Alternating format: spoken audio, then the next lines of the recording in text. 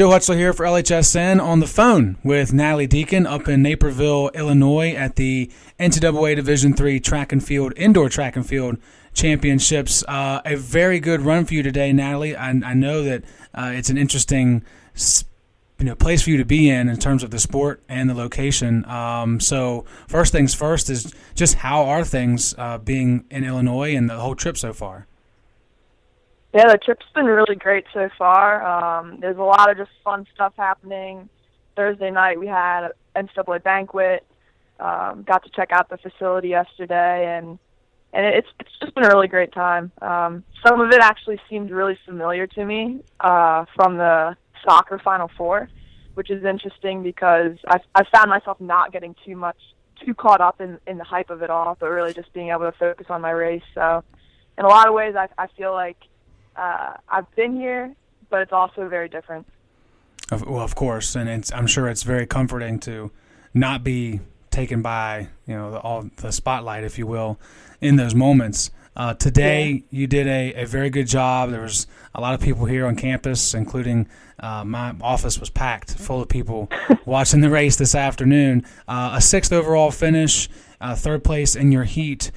Is where you finished, is that where you and Coach Reed may have thought you would end up? I know you guys said that you don't really have expectations going into something, but you should have some kind of idea of where you might place. Right. Yeah, definitely you always want to try and get one of those top 3 auto-qualifying spots to bring you back to the finals the next day, so it's not based upon time. So top 3 is always the goal, but we were predicting that I would probably try and qualify on time and that those 3 spots would be taken.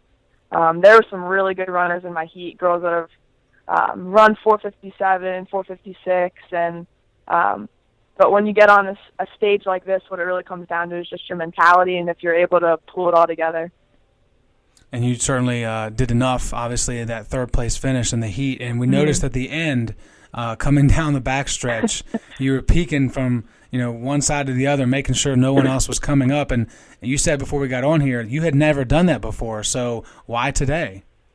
Yeah, so as I was coming off that last turn, it's kind of the most natural spot to take a peek. And it's really important in prelims. You want to qualify without exerting too much energy. And so that home stretch is really where oftentimes you put in the final kick and it really can zap you for the next day. And so coming around that turn, I thought I was in a pretty good position, and so I just wanted to check. And I turned around, and I was actually shocked that the field had really opened up and that there wasn't anyone for probably about 10 yards behind me. And so I was surprised, and so I checked again, and I was like, okay, I can kind of coast through here, which was really, really nice.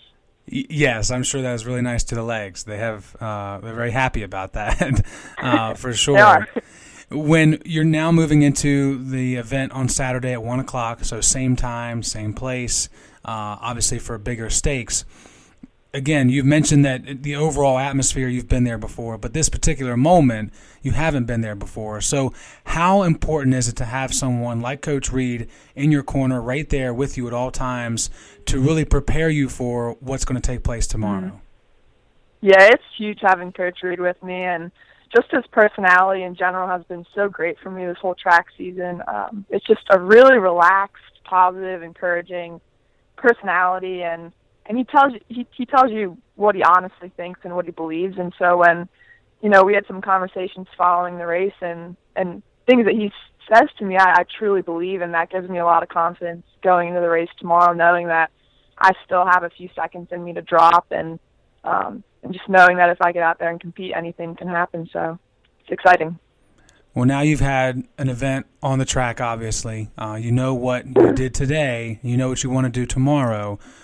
What, if anything, can you adjust? Or are there certain spots on the track maybe you'd rather be tomorrow in the race to finish in a high spot? Yeah, tomorrow's just really all about racing and putting yourself in a position where you can succeed, and you're on a track with 10 girls, and top 8 are all Americans. And so really everyone's running with the mindset of we just don't want to come in last.